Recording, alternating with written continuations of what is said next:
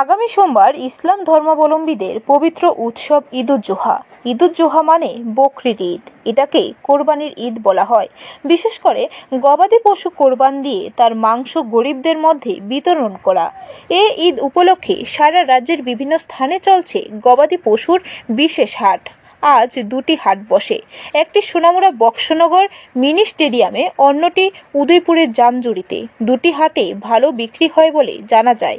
সর্বোচ্চ গরুর দাম ৩.৫ লক্ষ টাকা উঠেছে বলে খবর।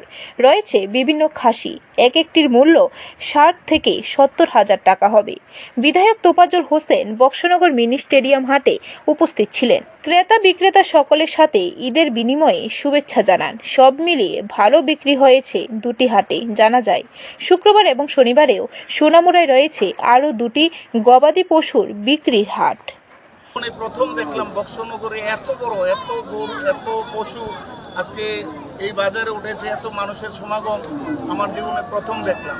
প্রতি বছর হয়ে থাকে, কিন্তু এত বড়, এত জাঁকজমক এইবারে প্রথম হয়েছে বক্সনগর। আগামী সোমবার ঈদুল আজহা, মুসলিম ধর্মাবলম্বী যারা আছে তাদেরকে আমি ব্যক্তিগতভাবে অত্যন্ত শুভেচ্ছা জানাচ্ছি।